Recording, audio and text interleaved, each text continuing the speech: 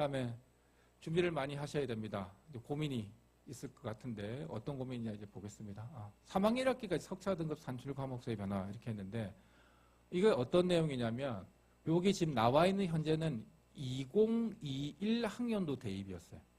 그러니까 지금 하면 2015 대입과정도 그 전에 2022 대입과정일 건데 그때는 모든 과목이 등급이 나왔어요.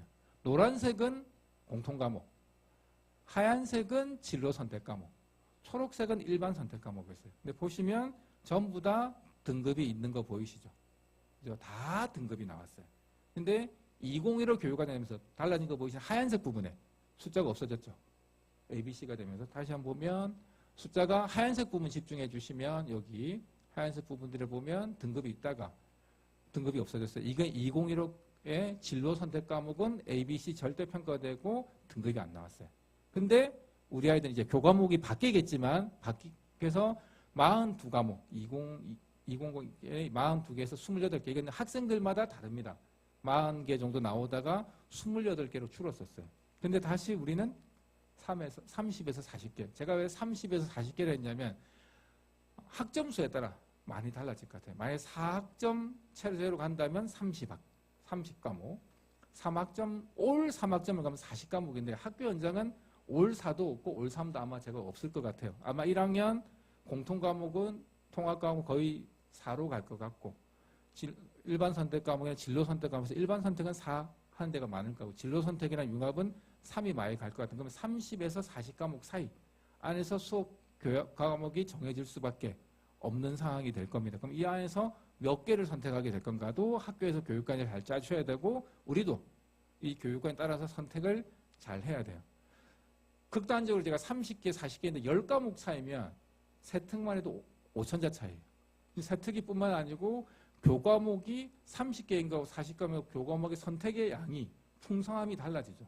예를 들면 과학 2과목이 8과목인데 참 선택하기 어려운데 10개에서는 충분히 선택이 될 수도 있고 이런 상황이기 때문에 선택의 부분에 있어서 많이 달라집니다. 그래서 보시면 204에서 192학점으로 12학점이 줄어들게 되면 쭉 빼고 나면 뭐 교양이나 예체능 빼고 나면 142학점이 남고요. 그래서 3학년 1학기까지 6학기 중에 5학기까지 하면 4로 가면 약 30개, 3으로 가면 약 40과목. 근데 여기서 30개와 40개 사이에 어디서 결정이 될 거예요. 그래서 그 과목 수에 따라서 학생부가 구성되는 내용들 좀 달라질 수밖에 없는 거. 그래서 교육과정이 좀 잘 짜여져야 된다는 거 말씀을 드립니다. 그다음에 요거는 이제 교육부가 최근에 2025년 1월 15일 날 발표한 거예요. 이거 보고 이제 교육부가 대학에 좀 말을 많이 들어줬구나 이런 느낌이 들었었는데 대입제도 개편에 따른 대입전형 자료 변경사항 해서 대입전형 자료의 변경 생활기록부에 반영되는 내용이 다르다는 거예요. 보시면 이런 게 간다 이제 추가로 교학점제 내신 전면적인 대학의 내실 있는 학생부 전형을 위한 교과별 평가 정보 및 교육과정 운영 특이사항 정보가 간다. 그래서 교과 평가 정보 뭐냐면 지필평가와 수행평가 비중, 수행평가 영역명, 성취도별 분할 점수. 지금까지 대학의 내신 성적이 제공됐던 건 등급과 인원수와 원점수와 평균과 표준편차 이거밖에 없었어요.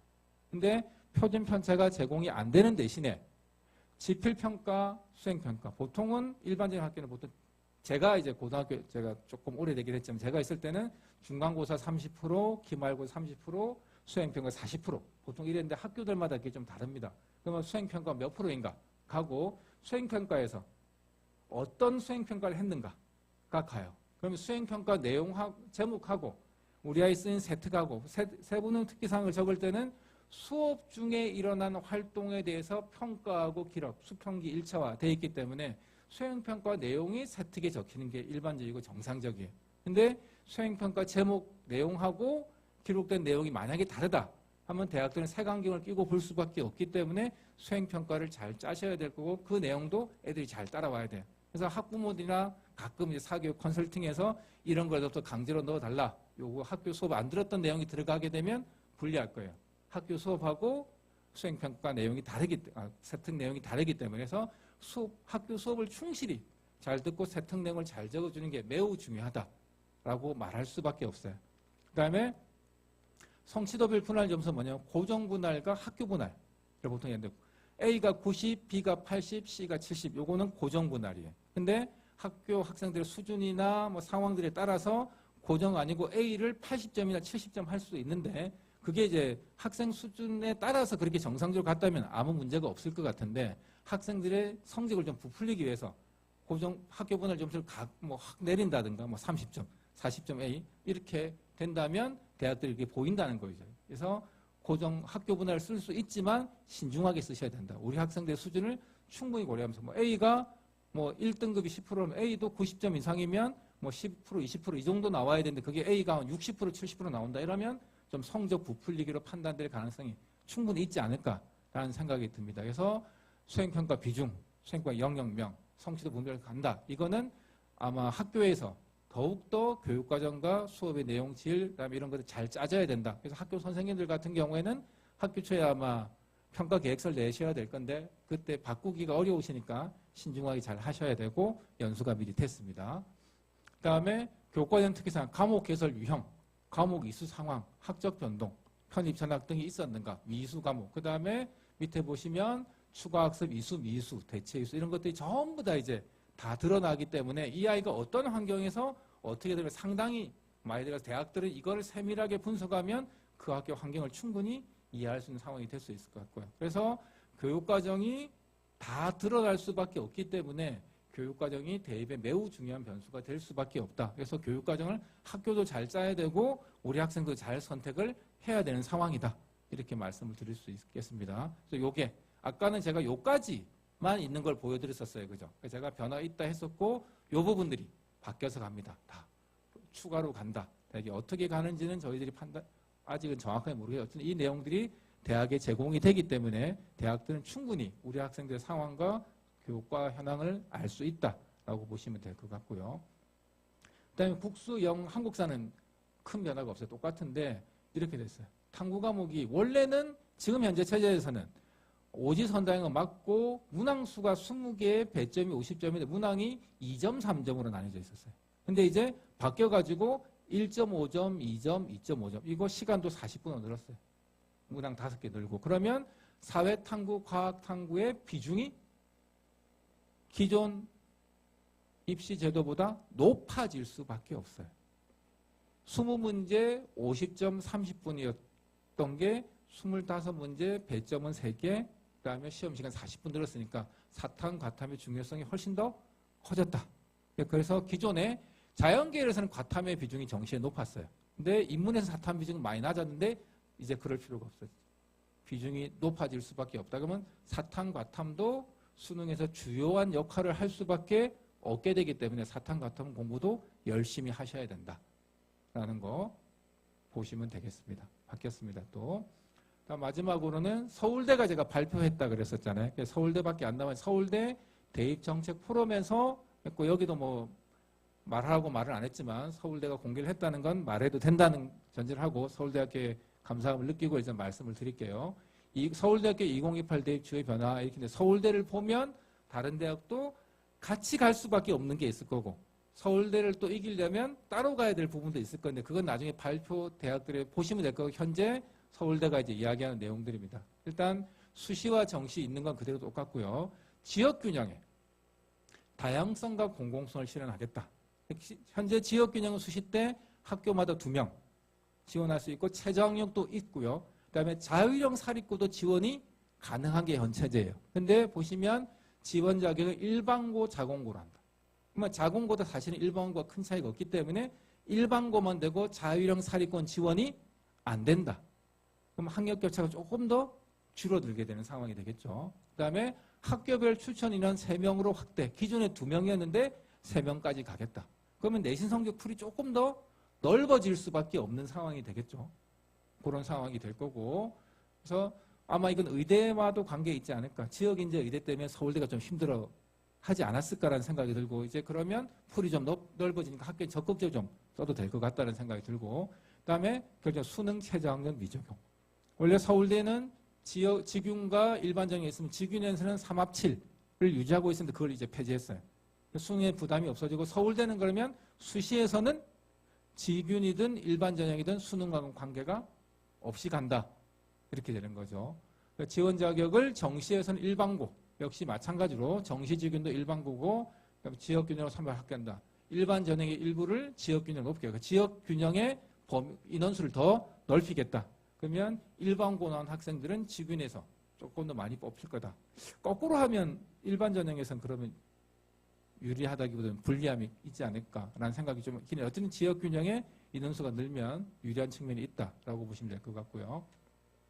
그 다음 역량평가 면접 도입. 서울대가 수능 체제를 없애면서도 뽑을 수 있는 자신감은 역량평가 면접인 것 같아요. 그래서 보시면 추가한 인재 역량을 다면적 심층 평가하기 위해 SN의 역량평가 면접을 도입하겠다. 서울대 면접이 뭐 학생들 입장에서는 까다롭다고 했는데 이제 제가 봤을 땐 더 까다로워진다고 봐야 될 것 같고, 평소 때 수업 참여 열심히 하고 발표나 토론을 열심히 하지 않은 학생은 이 면접 준비가 어려울 것 같아요. 단시간 준비 제가 봤을 땐 어렵고, 3년 동안 꾸준히 수업과 학교 활동에 열심히 참여한 학생이 창의력이나 발표 표현력이 높은 학생이 유리할 수밖에 없을 것 같다. 그래서 학생마다 발휘하는 주도적 역할을 했는가. 그다음에 면접글에 탐침 질문이라는 거 한대요.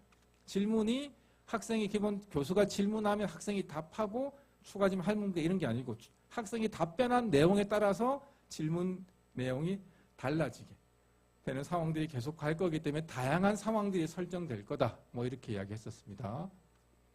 그래서 역량평가 면접이 창의력 문제 해결 면접, 융합적 과제 수행 면접, 분석적 주제 토론 면접 이렇게 주제별로 나누게 될 거고 제가 참고로 보여드리겠습니다. 나중에. 그래서 정시 모집의 교과 영역 평가가 강화될 거다. 정시 모집의 교과 역량 평가가 강화될 수시가 아니에요. 정시에 강화될 거다. 그래서 정시 모집 대상이고 방향은 이렇게 진로 적성에 따른 과목 선택 이수 내용. 진로 적성에 따른 진로란 표현이 들어갔습니다. 우리 아이가 그러면 기계공학과 갈 거다. 의대 갈 거다. 철학과 갈 거다에 따라서 과목 이수가 달라져야 된다는 거겠죠. 수능은 대학 수학을 위한 기본 학업 소양 검증에 활용하겠다. 나중에 제가 말씀드리겠지만 수능이 표준 점수로 가지 않고 등급과 백분위로만 갑니다. 등급은 1에서 9등급밖에 없는데 1단계가 등급, 2단계가 백분위예요. 그럼 수능의 영향이 상당히 줄어든다라고 말씀드릴 수 있는 거. 수시 때는 아예 수능이 없고 정시 때는 수능의 영향이 줄고 그럼 서울대는 수능으로 학생을 선발하기보다 교과, 비교과 가지고 학생을 선발하겠다 이렇게 생각을 하셔야 될 것 같습니다. 그래서 교육과정에서 이수한 모든 교과를 평가하며 과목별 교과 성취도 및 진로 적성에 따른 과목 선택 이수 내용과 교과별 학습할 때 나타나는 주도적인 교과 학업 역량을 평가한다. 주도적인 교과 평가 이렇게 했고요. 교과 정상평가는 학습활동 수행 내용을 바탕으로 고교과정 성취에 따른 성취 수준의 내용을 종합적으로 고려하여 정상평가할 거다. 교육과정 성취수준 2022 교육과정 성취수준 다 학교에 제공되어 있고 학교 선생님 다 알고 계십니다. 거기에 따라서 수업하실 거고 세특도 다 적히게 될 건데 거기에 따른 성취 내용을 종합적으로 고려하여 정상평가할 거다. 그다음에 공동체 역량을 좀 많이 강조하더라고요. 근데 반장, 부반장, 학생회장이 아니에요. 학업 수행 내용 충실한 뿐 아니라 소통, 공감 능력, 성실성, 윤리적 측면을 강조할 거다라고 이야기했어요. 그래서 이 부분에 대해서 신경을 좀 많이 쓰셔야 될 거다. 자연스럽게 이건 체득되는 거지 하란다고 될 건 아닐 거니까 충분히 확보를 하셔야 될 거예요. 그래서 교과 이수 내용들 이렇게 좀 나와 있습니다. 충실도는 선택 과목 이수 내용, 교과별 위계에 따른 위계 보이시죠? 특히 수학과 과학은 위계가 있습니다. 그래서 뭐 과학을 했으면 공통 과목 듣고 일반 선택 과목 듣고 진로 가야 되고 이렇게 갈 거고 수학도 수원 수투 듣고 쭉 단계를 밟아가야 되는데 그게 이렇게 역전이 되거나 건너뛰거나 하면 불리하다는 거죠. 그다음 학업 성취도 교육과정에서 이수한 공통 과목의 선택 과목의 성취도 뭐 1등급, 9등급이고 5등급이고 그다음에 ABCD 절대평가도 있을 수 있습니다. 그다음에 과목 특성, 수강자 수, 원점수, 과목 이걸 다 고려한다. 그럼 아까 수행평가된 내용 다 가는 그런 다 고려한다는 말이겠죠. 요거 발표할 때는 교육부가 발표를 하기 전이었기 때문에 그 내용이 없는데 충분히 들어갈 내용입니다. 그다음 학업 수행 내용이 교과학습 발달사항, 세부능력 특기사항 다 들어갈 거고 특별히 여기 공동체 역량이 들어가 있습니다. 그래서 이런 것들이 충분히 신경을 쓰셔야 서울대에 합격할 수 있는 상황이 될 거다. 이고 평가 방법이 지금은 정시에 지금 교과 평가를 하는데 A, B, C만 봐요. A, B, C 3단계가 2명이 단순 평균해가 합산해가 하는데 이제 6단계가 돼요. 그러면 교과 평가의 비중이 어떻게 됐다?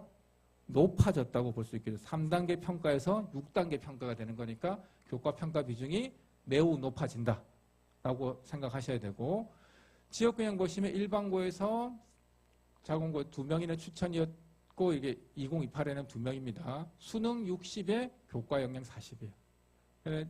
기후는 마찬가지. 일반 전형은 1단계 수능 3배수 60점, 40점 이렇게 될 건데 평가를 보면 방법이 1단계 수능에서 100% 3배수예요.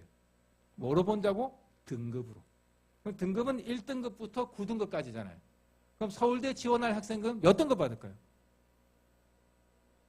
뭐 1 아니면 1 건데 보통 1112 그 정도 끝이 아닐까요? 올 1 나오든 뭐 1112 이 정도. 그럼 동점자는 다 뽑겠대요. 그럼 3배수가 아니고 4배수, 5배수, 6배수 나올 수도 있을 것 같은데 어쨌든 그렇게 뽑고 나면 2단계에서는 수능이 60%인데 이제 100분이 보겠대요. 등급으로 뽑아서 100분위는 단계가 100단계가 있겠지만 서울대 오는 학생들이 100분위가 아마 100부터 90여 %에 있겠지 더 내려가진 않을 거니까 여기도 보면 사실은 거의 다 대동소이할 거예요. 격차가 얼마나 클지 모르겠지만 결론적으로는 교과 역량 평가 40점 여기에 방점이 있다고 보셔야 돼요. 여기는 상당한 동점자들이 양산될 수밖에 없을 거기 때문에 여기에 있다. 그래서 1단계에서 수능 등급 합산으로 변경했다. 동점자는 전원 1단계 합격자, 전원입니다. 몇 배수가 되든 뽑겠다. 2단계에서는 수능은 100분위 합산 점수를 활용한다. 그러면 국영수 뭐 있겠지만 영어는 아마 가점이 될지는 잘 모르겠지만 저거 탐구, 사탐, 과탐의 100분위가 상당히 중요해질 수밖에 없는 상황이 되겠죠. 같은 값으로 갈 거니까. 그다음에 교과 역량 평가를 실시하며 반영 비율을 40점으로 확대한다. 이게 40점인데 뭐 기본 점수를 얼마 주게 될지 모르겠지만 이 앞 단계에서 아마 점수가 비슷하다면 결국 판가름은 여기서 날 수밖에 없는 상황이 될 것 같아요. 상황이 그렇다 하면. 그다음에 전공 연계 과목 가이드안. 아까 처음에 제가 서울대가 학과별로 핵심 권장 과목과 권장 과목을 쭉 안내했었는데 그거는 지금 현재 고2 때까지고 고1부터는 이제 바뀝니다. 그래서 기존의 교과 이수 기준과 연계 과목을 단순화해서 통합했다. 그랬어요. 전공 연계 과목 선택 가이드 통합하여 제시하였고 최소한의 가이드를 제시하겠다고 했거든요. 그래서 쭉 이런 내용이 있고 수강한 과목 이수 내역 전체를 수시 서류 평가 및 교과에 반영한다. 전체를 본다 했습니다. 버리는 과목 없습니다. 자연은 인문 안 보고 인문은 자연 안 보고 이런 게 아니고 전부 다 본다. 예체능도 다 본다 하셔야 되고 여기 또 나와 있어요. 교과별 과목의 위계를 고려해서 위계 충분히 이야기했습니다. 그래서 위계를 따지고 간다라는 거 고민하셔야 되고 활동 과정에서 학생의 주도적 학습 내용, 주도적이라는 말도 들어갔죠. 그래서 피동이 아니고 주도적으로 학생이 수업할 때 얼마나 참여했는가가 세특사항에 잘 나와야 되는 상황이 되겠죠. 될 거고. 그래서 가이드라인 보시면 자연과학, 공학 등 이공계열 지원자는 확률과 통계, 기하, 미적분 2는 당연히 이제 하는 거겠죠. 이수할 권장하고 전공 적성에 따라서 물리화, 생지 3과목 이상. 진로 선택 과목 3과목. 아까 그러면 물화, 생지, 진로 선택 과목 몇 과목 있죠? 8과목이었거든요. 각 과목에 2개씩 8과목이 있는데 3과목 들으란 말 그러면 위계를 고려한다 했으니까 일반 선택 과목 몇 개? 최소한 2개는 들어야 되겠죠. 일반 선택 2개, 진로 선택 3개가 그러면 최소 기본 과목이 될 거다. 기본 과목이라는 거지 우수한 과목, 우수한 상황이라는 게 아니겠죠. 그럼 이거 이상 가야 되지 않을까라는 생각이 드는데 해당 분야 일반 선택 우선 수강 보이시죠? 그래서 일반 2개, 진로 3개가 최소한이다. 그리고 이런 모집 단위에서는 물리를 들어라. 일반 선택 과목을. 여기 일반 선택 과목 들었으면 당연히 진로 선택 과목도 들어야 되는 상황이 되겠죠. 그래서 이게 교육과정에서 몇 개 들을 수 있을지는 학교가 어떻게 펼치는지에 따라 달라지겠지만 최소 서울대 가려면 일반 2개, 진로 3개는 돼야 된다. 그다음에 인문사회계열 전공 분야 지원자는 제2외국어 한문을 반드시 들어라. 이 정도까지만 가이드예요. 세부적인 게 나중에 더 나올지는 모르겠지만 이 정도면 조금 많이 좀 풀어준 상황이 될 것 같은데 요거는 최소한도다라고 생각하시면 될 것 같고 조금 더 해도 될 필요성이 있을 거라고 생각이 되지만 이건 나중에 또 봐야 될 상황이 있으니까 이렇구나 정도로 하시면 되겠습니다. 여기까지 해서 2028 대입제도 개편 방향과 그다음 우리 준비 방법에 대해서 이야기했습니다. 네, 그동안 장시간 동안 감사합니다.